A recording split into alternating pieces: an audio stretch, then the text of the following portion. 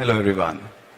So I have been on this stage a couple of times, but I see a very different energy today. Of course, not because I'm wearing this, but I see so many of you out there wearing your robes and smiling and excited about this day. So congratulations. And that's what I feel proud about, right? That every time I come here, I see a new energy. I see you guys and your management and Ritesh ji and the entire team doing something new. And I'm inspired myself when I see that, how can an institute keep doing something new every year, every month. I follow you on LinkedIn, and there is just so much going on that I feel I'm really proud to be associated with this institution. And I remember speaking at the IRE conference 2 years ago, and I mentioned that entrepreneurship is very close to my heart. I would believe that everyone would like to be an entrepreneur, right? All of you would like to own your own company, be the founder of your company, be the CEO of your company. Some of us will be fortunate enough to get the right idea, get the right support, get the right ecosystem to build something on our own, whereas some of us may end up building it as part of another organization, but then the entrepreneurial mindset that we have been talking about is going to stay with you at IRE, right? So when we talk of innovation, research, and entrepreneurship, there are multiple layers to it. And innovation is the first component that consciously this entire ecosystem belongs to.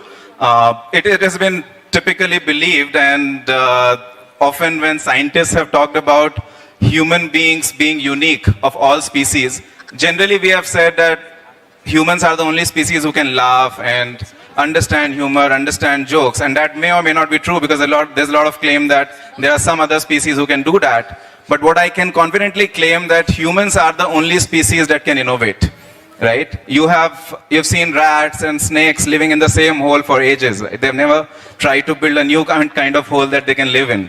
You see those nests that birds build, and there is no time when you see, a bird is trying to build a new kind of nest, right? But humans are always trying to build something new.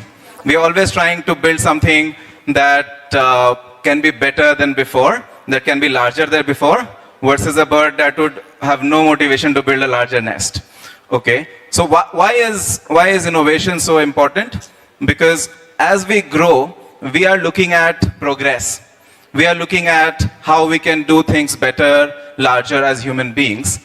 And innovation and entrepreneurship both have this common link of progress. Progress is something that any entrepreneur, anyone who is innovating, whether on the business field or on the science or academics field, would like to progress. And when we talk of IRE or progress in the context of business, there are two kinds of progress. Let's say one is horizontal progress, another could be vertical progress. What is horizontal progress? My uncle had a cycle store and it was doing well. He opened another store.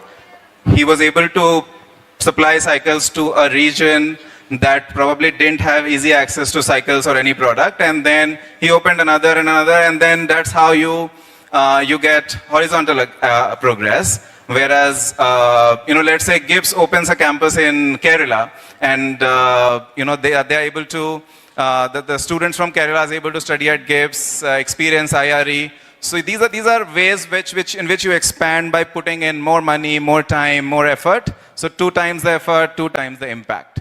Versus, let's say, vertical progress, which has innovation at its core. And when we talk about entrepreneurship today, innovation certainly remains at the core.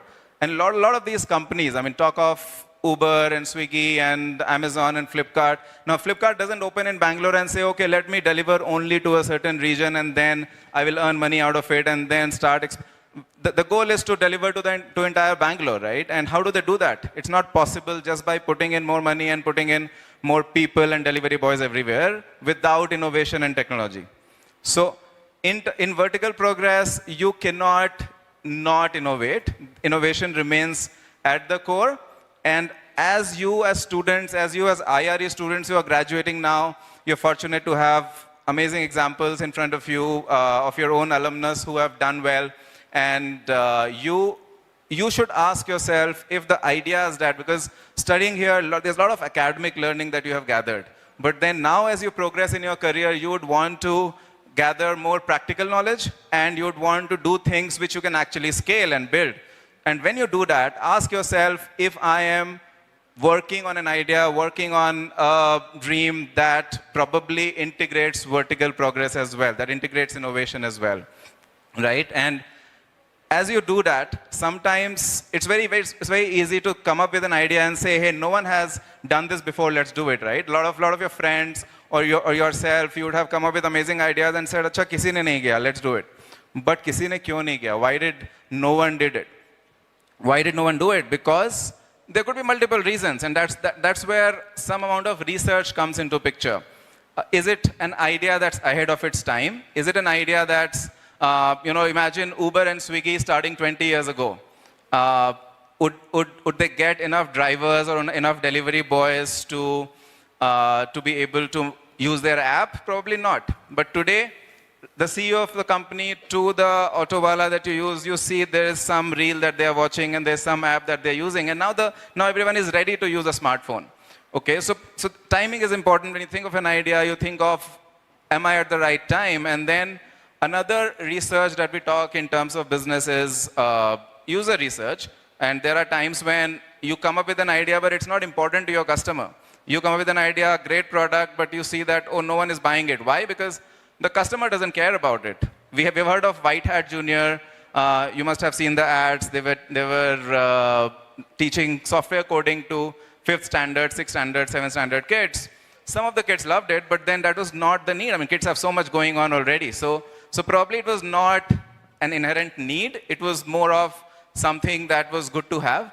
And that's where it did not work, right? I came across another idea recently where they're talking about shared access to luxury cars. I mean, a Lexus or a Porsche. And I don't know, I mean, shared access to a yacht or a private plane, I would love to have it. Maybe access these luxuries 10 days or 12 days or 20 days a year. But then if there is a luxury car, I would rather have it stand outside my house, even if I'm not using it, and not have access to it 1 month in the year. So there's a lot of nuance to starting up, and while you have done well to go through this entire curriculum here, you have worked on a few ideas, it's important to take that leap, learn on the field. Sometimes you learn by doing, sometimes you learn by working with other startup founders, other businesses, and that's where you are able to build that confidence that now I'm ready to scale up, to build up, and to be able to go out and take that risk. And I, again, wish you all the best to whoever is looking at doing things now. I mean, GIBS has inculcated that spirit of entrepreneurship in you, because I understand all of you have gone through the IRE program. And as you move ahead, I remember last time when I was speaking at IRE, Ritesh ji, gave this analogy of ire. And from here, I will take it forward and say that with the IRE that you have experienced, there's more that you can do. So go out, do big things, do what you would like to do, take risks, and a simple mantra building on IRE that I would like to give is aspire, perspire, and inspire. Thank you.